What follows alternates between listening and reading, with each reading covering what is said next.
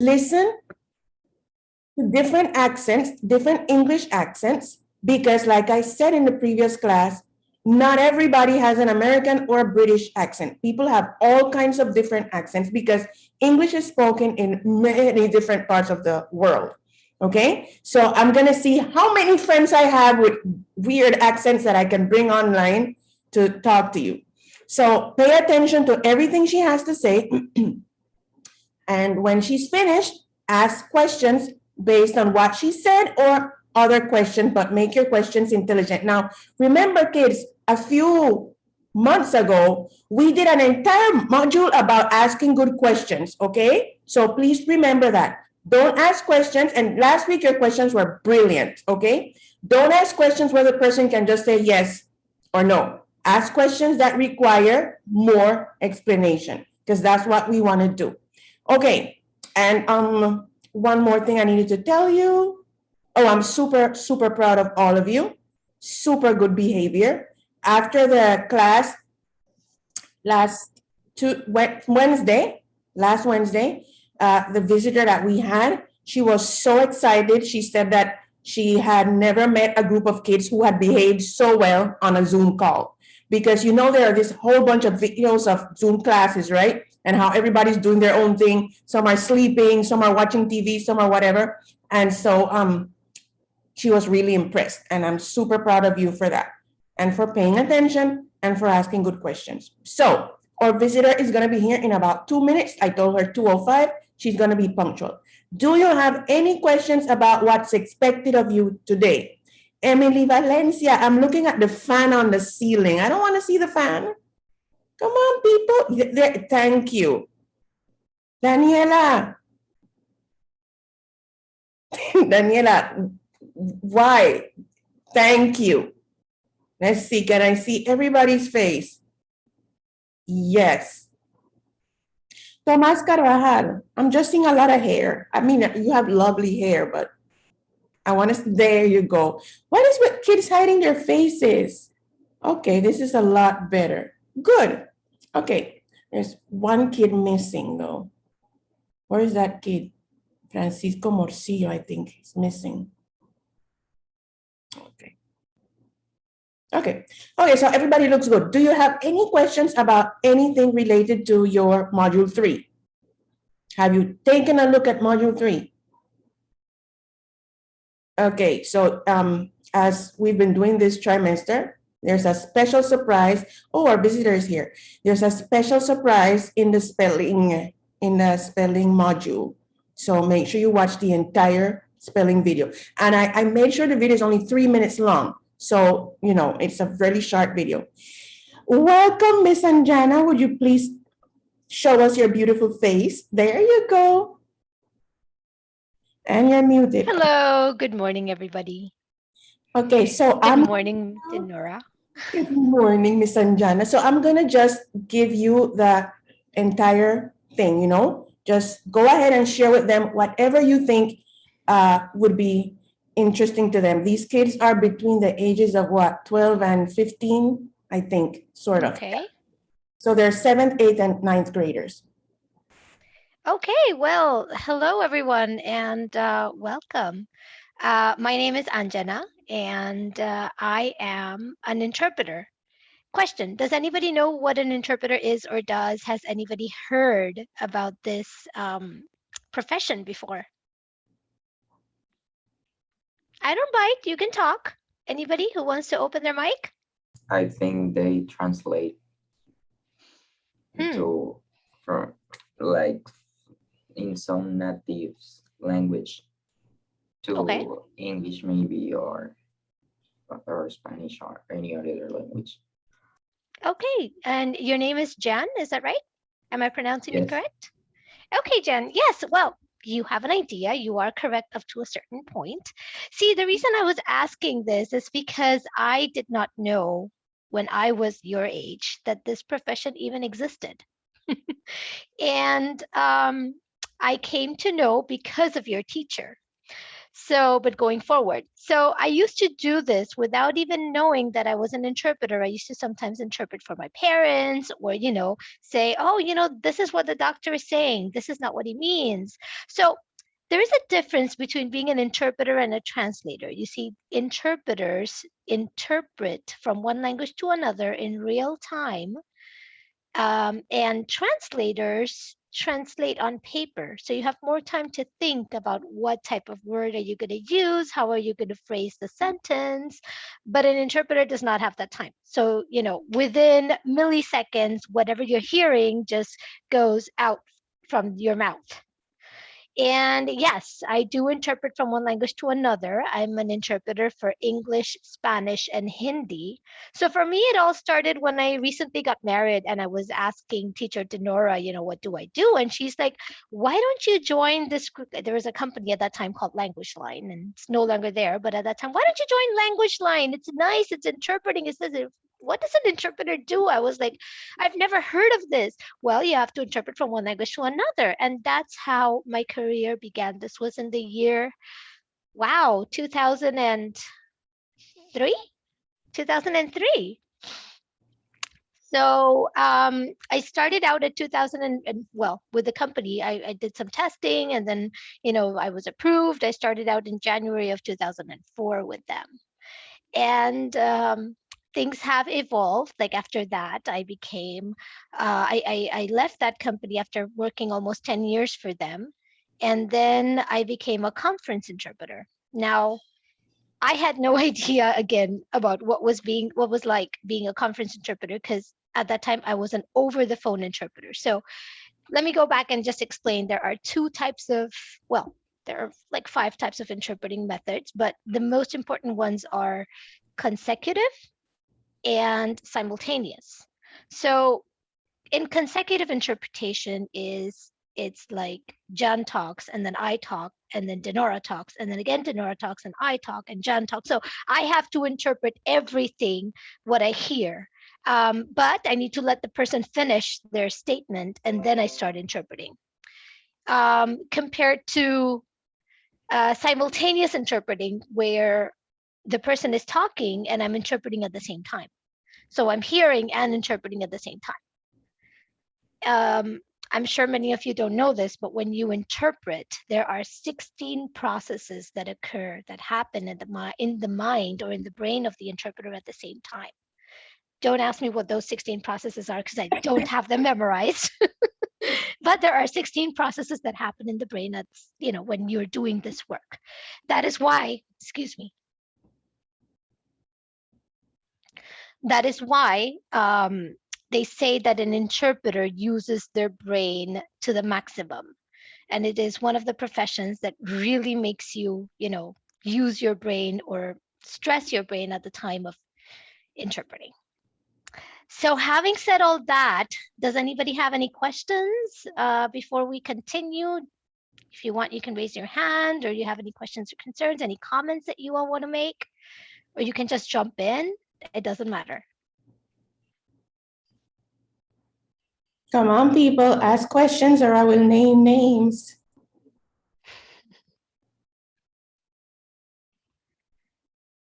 Okay, so let's start at the top of my screen.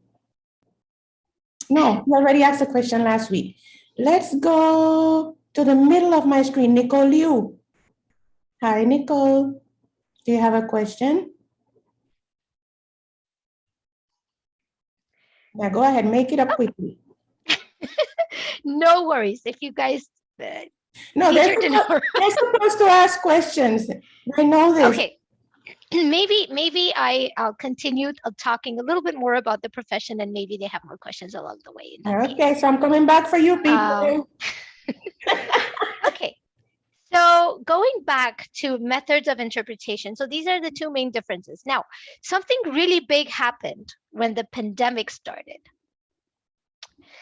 when we did conference interpreting, we would go to hotels. We would go to, different places, these cool different places, because people would have conferences in luxury hotels and I don't know, exotic places. And then you have to go there. You sit inside a booth, right? So for I'm going to talk a little bit more about simultaneous interpretation now. So there's a huge gray booth. It's kind of ugly though, but anyway, it serves the purpose. So you have this huge gray booth where you have two different machines, right? Excuse me. And you have to interpret. So the machine tells you how to switch from one language to another. And then you wear a headset.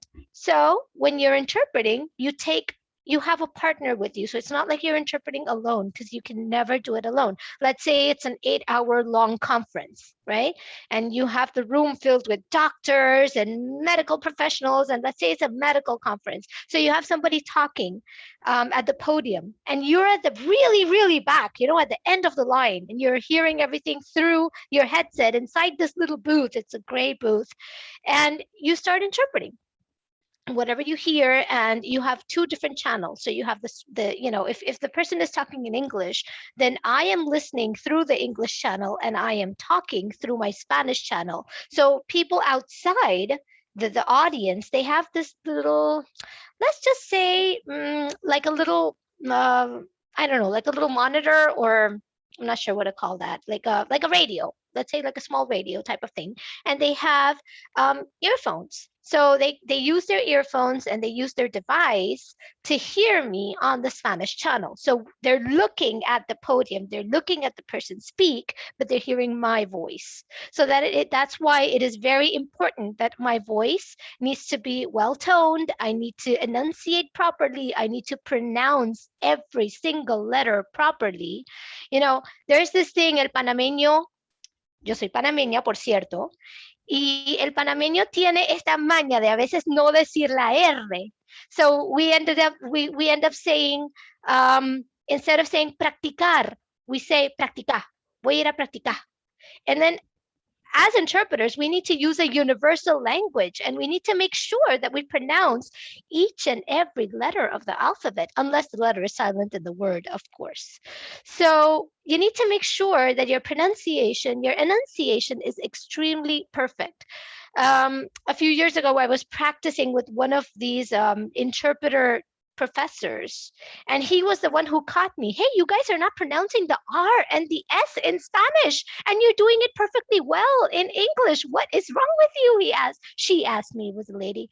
I was like, really? Am I doing that? And I realized when somebody else, a colleague, told me. Okay, so that is why I'm telling you from now, even if you're not interpreters, make sure you pronounce your letters properly, whatever language it may be. Okay. And so let's go back to what happened. So back in the days before the pandemic, we used to go to these awesome places. And then every time there was a break, you could go to the buffet, have the food and enjoy. And oh my God, those buffets were delicious because, you would go to 5-star hotels and interpret. You would meet new people, new faces. You would meet new professionals. And the best part was the buffet again. Okay. So, we would just look forward to that. Anyway, now after the pandemic began, 80% of the interpreters worldwide, more than 80, I'd say about 90% of the interpreters worldwide lost their jobs in the year 2020. I was one of them. And we had just no idea what to do. We said, and then that year, 2020, I still remember, it was May of 2020. All of the interpreters worldwide, this was something amazing because it never had happened before. Everybody used to live in their own bubble. Panamanian interpreters were living in their own bubble. Oh, I'm the best interpreter in town. And then Canadian interpreters were in their own bubble. Oh, I'm the interpreter. Nobody else is, and we had no idea how many fellow interpreters were there around the world. So in the year 2020, and this was in the month of May, we all got together. And there's this famous interpreter named Barry Olson. You can look him up on YouTube. He's very famous. You can look him up on YouTube. You can look him up on Instagram. So he was directing the meeting. And we had a poll and we said, what are we going to do now? So this is our personal experience, professionally and personally speaking. Every problem brings forth another door. You just need to open it. So in our case, we realized through that meeting that at that time, even though we were all unemployed, we needed to look for a new beginning. We needed to open the doors to a new method of interpretation. And that's where over the phone conference interpreting came in. We had to learn how to use the new applications, but that was in a matter of a few months. What we thought might take 10 years to come by, because we knew that over the phone conference interpreting was coming, and that at some point we did not have to, dress up all nicely en tacones y con el maquillaje puesto, and go to a 5-star hotel. And we had to end up interpreting from the comfort of our houses. So that means no more buffet, guys. Bummer.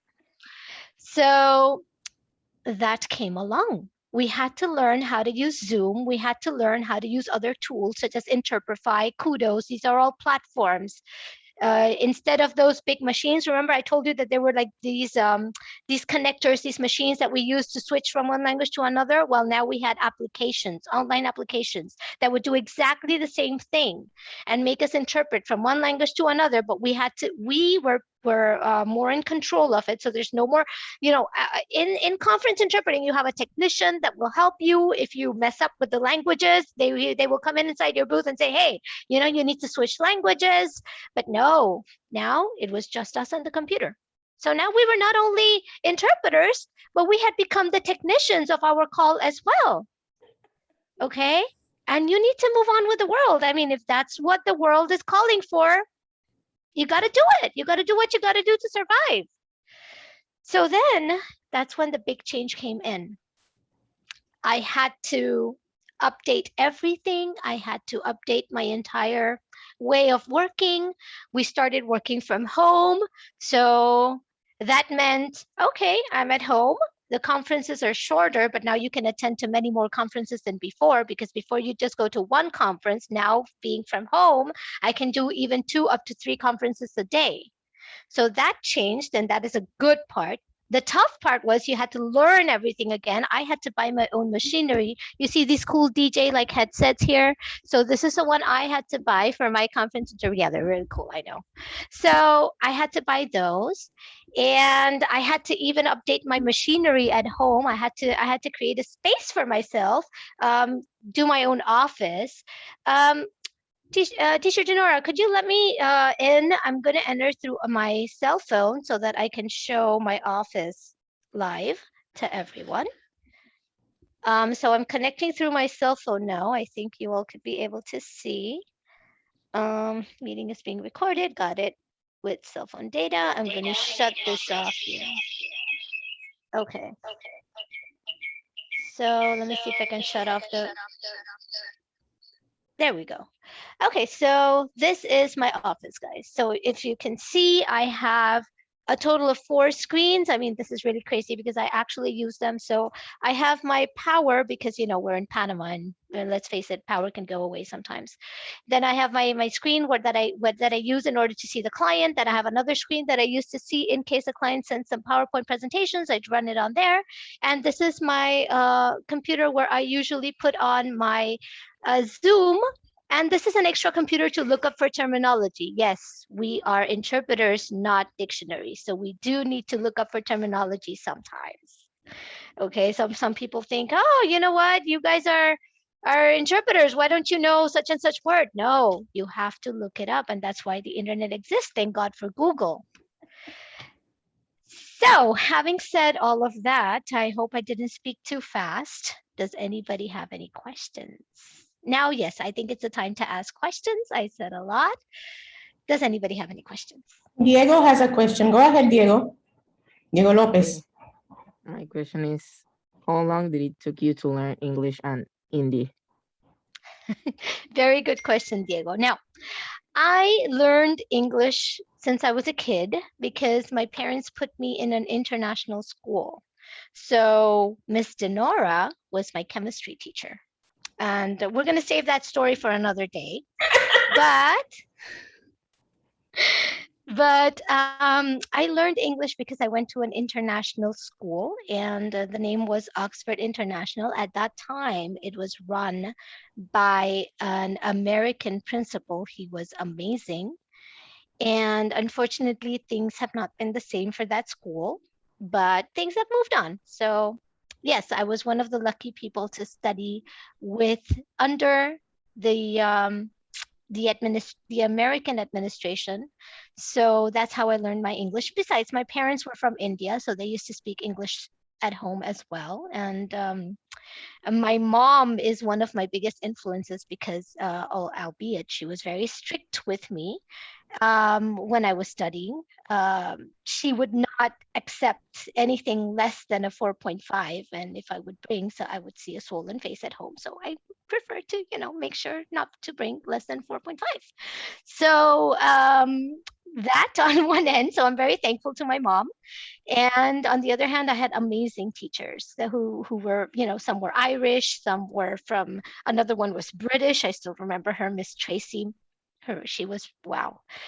And just to tell you a little anecdote about my school, there was this teacher who was from England. Her name was I don't know if you remember her, Teacher Denora. Her name was Miss Tracy, and she had the saying that nobody could get a 5, a 5.0 in English in I remember composition. her. Mhm. And I challenged her that by the end of the year, when she would give me my final exam, I would score the highest, and she will not be able to find even a single mistake on my composition. That time, the end of the year composition, I wrote about the Taj Mahal. And no Google at that time, guys. So I had to look up the encyclopedia. Don't think I'm old, though, but I had to look up the encyclopedia. I'm not old, guys. I'm not old. Okay. So, encyclopedia as it was, and searching for information, I wrote almost a documentary of about 7 pages. And this lady read my entire essay at least 10 times looking for mistakes. She did not find even one mistake. At the end, she was compelled, and she was so particular. I mean, she would never pass anybody with a high score. She was compelled to give me a 4.9. She said, I did not find any mistake, but I will not give you a 5 because there are always mistakes. And that was her firm belief. I said, okay, 4.9 it is, but you did not find even one mistake. At the end, she asked me if she could keep my composition. And she took it with her to England. Yeah, I remember Tracy. And no, Anjana, you're not old, because if you're old and I'm somebody's grandma, and we're not doing that. So no. No, we're not doing that. We're not doing that. No. Okay. So that's the story. And as far as Hindi, well, my mom and dad are from India, so I learned Hindi watching movies. Believe it or not, I mean, in my home, they didn't speak Hindi. They actually spoke Sindhi, which is our, let's say, the language of our, the native language of our ethnic group. In India, there are many ethnic groups. So my ethnic group is Sindhi, and that's the language we spoke in the house. But I learned Hindi because of watching Hindi movies. I still am a Bollywood fan, and I love to watch Bollywood movies. And that's how I learned my language. So, any more questions? I have one. Yes. So wait.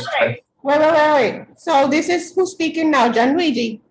Yes. Okay, so then there's Gianluigi, then there's Daniel, then there's Christian, then Emily Valencia, then Thomas Carvajal. Oh my goodness, and then Awesome. the other Diego and Owen. I'm so happy. Let's go, Gianluigi. How stressful is your work? I'm sorry, could you repeat that again? I didn't hear it properly. How stressful is your work? How stressful is my work? Okay, well, that's an awesome question. And I need to say that before every conference, I need to prepare myself. So I take every conference as if it was my first conference. I have tons of dictionaries that I have prepared of my own. So I need to make sure that I prepare myself before I go to any conference, because when you enter a conference, there's no turning back. And you need to know the basic concept of what they're going to talk about in that conference before you step in. Porque si no, Dios mío, como dicen al buen español, te vas a pelar la cara. And we don't want that, do we? So we need to make sure that we, of course, there will be words that I won't know. And for that, I end up using dictionaries online. But you have to type it in really quickly, and really quickly you need to say it, because by the time you're typing, the person who's giving the speech is already on their second paragraph. So you need to make sure that you deliver the idea of what the person is speaking. So at that end, it is pretty, it has its level of stress, but it also has its level of adrenaline. So you're sitting down in front of your TV and it's like a roller coaster ride. So you're listening to the conference person, you're saying whatever they're saying in the other language, and it happens so automatic. It's amazing. That's all I can say. Okay, so next person was Daniel. What's your question, Daniel? That was a good question, Gianluigi. Did Yes, you have indeed. to practice a lot to become an interpreter and to be understood fluently? Fluently. So yes, everything in this world, there's a saying that if the saying goes, if hard work, you have the talent, right? But if talent if talent does not beat hard work, that's the saying. So if you don't work hard, even if you have the talent to do something, forget it. You're not going to get it. You need to work hard in order for your talent to show. So if you have a talent in dancing and you need to go in front of the stage and dance, you're going to practice day and night at least a month before. And you're going to practice your moves, make sure your moves are straight, make sure you hit the beat when you're dancing. So it's the same thing when interpreting. You need to hit the word in this case, not the beat though. So in order to do that, you need to keep practicing. So in my case, I look up for certain discourses when I'm free. I end up looking up for discourses on YouTube, and I try to practice my interpreting to make sure that I am on par with the person. You know that not everybody speaks at the same pace. There are people who speak very fast, and there are people who speak very slow, and there are people who just have a perfect pace of talking. So for us, it would be really beautiful to have everybody talking, at a perfect pace where we can just interpret. But no, there are people who talk very fast and you need to be on par with them. So I guess that would be the biggest challenge that we might face while interpreting. And yes, we need to practice in order to get that through. Perfect. Great question, Daniel. Emily? What was the most difficult situation that happened to you interpreting? Wow, the most difficult situation. Well, there was one, and it was terrible. I was once hired to interpret for a medical company. And, and I guess here's the thing. If you get defeated, you have to accept it gracefully. That's a lesson I learned from this experience. So I was interpreting for this medical company, and the person who hired me told me that they were going to promote a medication.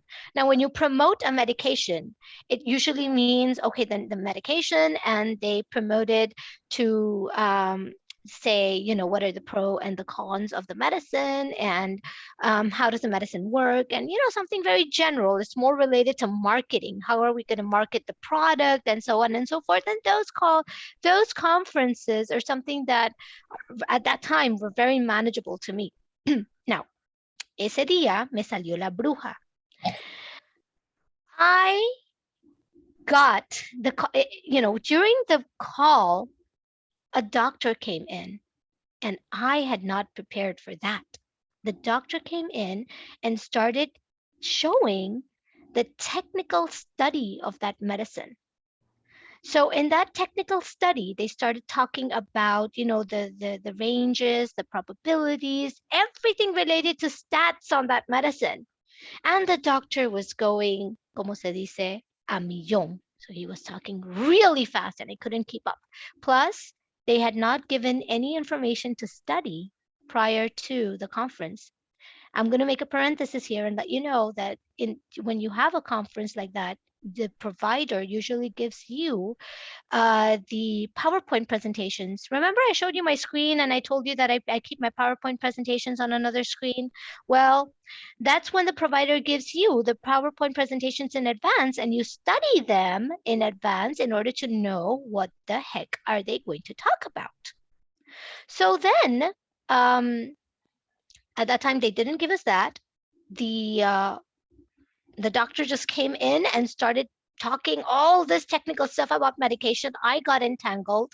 The provider who hired me noticed that I wasn't able to deliver, and he brought in, and he had to, bring in, unfortunately, another interpreter so that the interpreter could interpret for the conference call. Now, the other interpreter was specialized in medical calls, so they knew exactly the technical language that was required.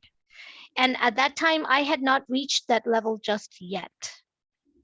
And I told the provider, I'm really sorry. I wish they would have given the slides beforehand and I would have been able to do it. But I'm going to stay on the line and listen.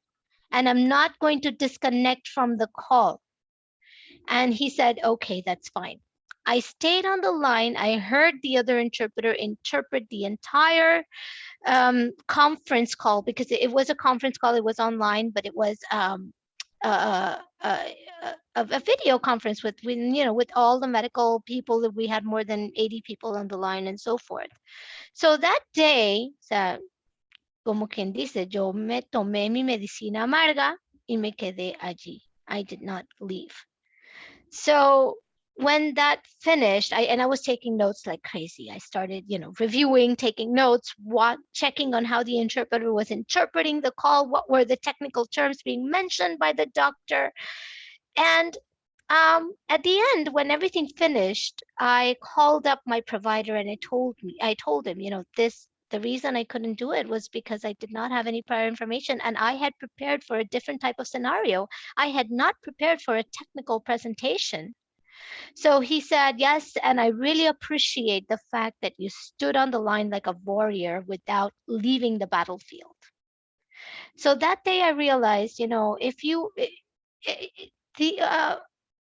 failures and success are just part of life, and you need to accept each aspect gracefully. Either you win or you learn. That's it. That day I learned. That was a great question, Emily. Let's go to Tomas. Tomas Carvajal, you had a question? Yes. What do you think is the hardest part of interpreting? The hardest part of interpreting, well, interpreting is my passion. It is who I am. I guess I wouldn't say hard. I would just call it challenging. The challenging part is that it's all about preparation. You cannot enter like a blank page in a conference. You need to know what the conference is about. You need to prepare properly, and you need to know your base terminology. Each conference has their base terminology, and you have to go in with your head on according to that. And that is the most challenging part. Many interpreters fail to do that. Therefore, they don't end up interpreting properly or not delivering the message as it should be. Yeah. Good one. Diego Vega, you had a question? And then after Diego Vega, it's you, Christian. Go ahead, Diego Vega. And then Owen. Diego Vega, are you there?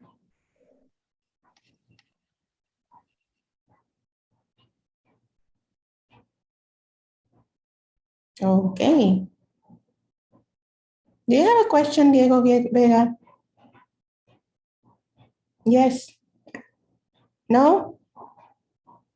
Okay, we can't hear you, honey. Mic is not working. That's a shame. Okay, let's go to Christian and then Owen.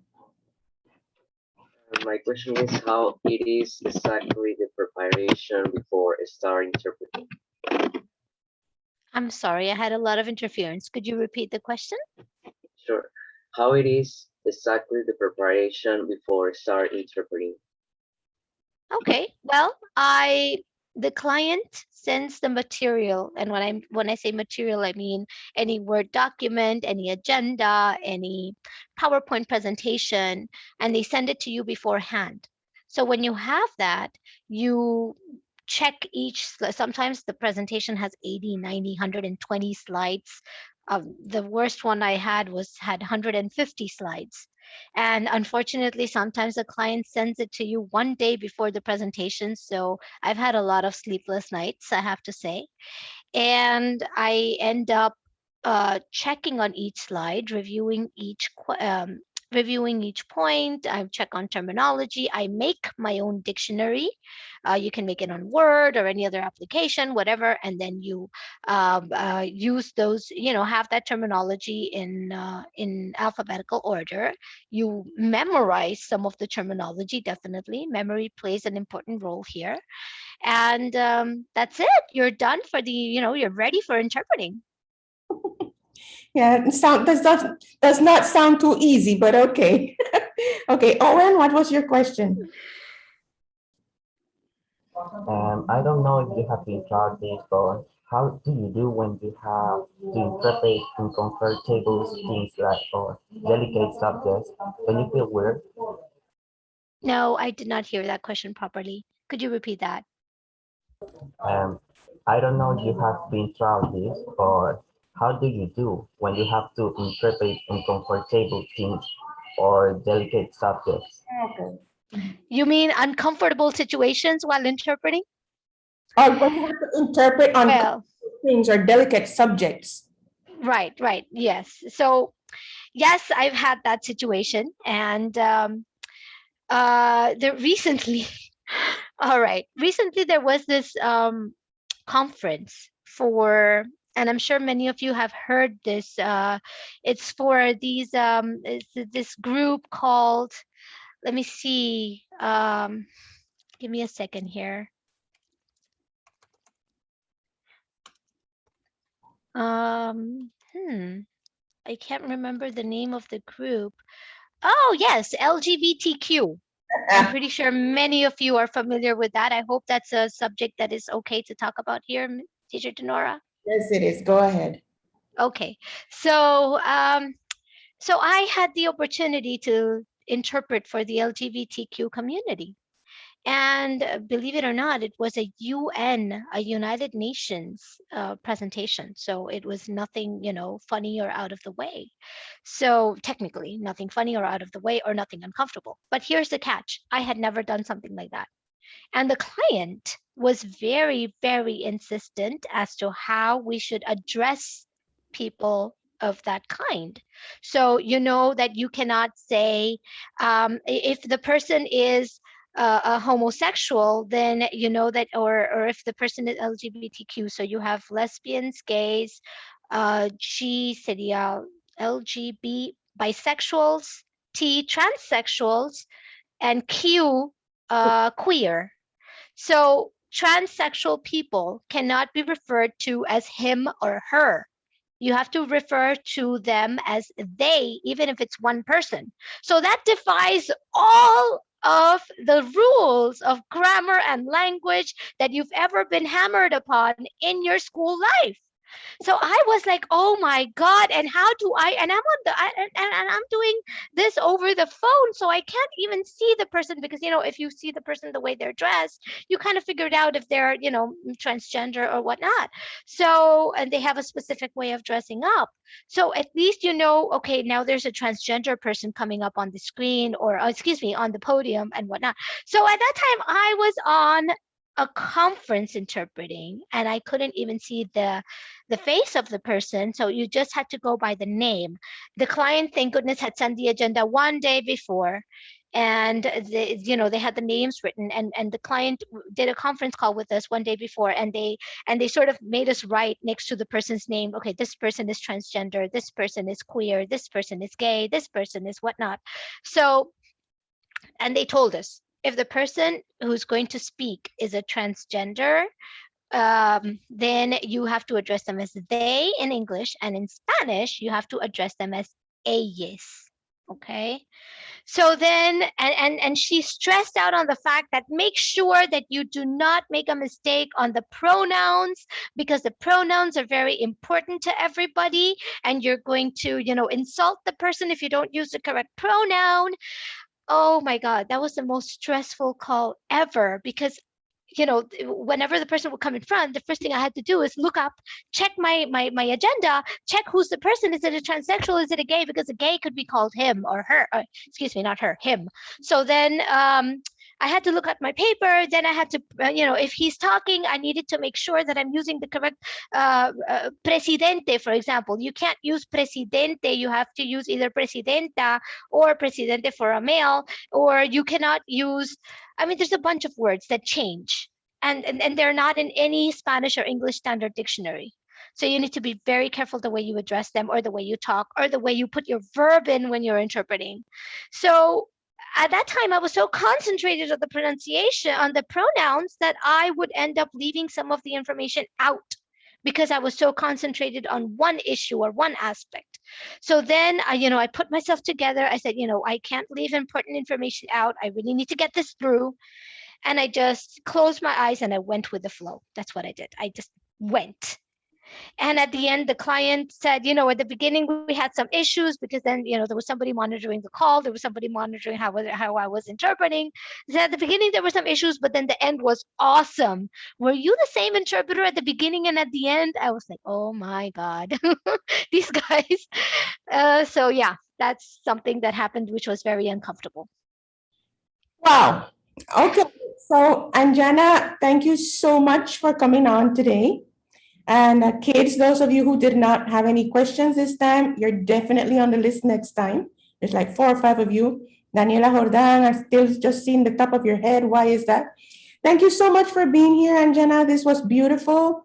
And thank all of you kids for such great questions and such brilliant behavior. And so see everybody next Tuesday when we're going to have another visitor. Okay? Bye-bye. Thank you, Andrew. It is a pleasure. Have a great day, everybody. Hope you guys learned something. Bye. Bye.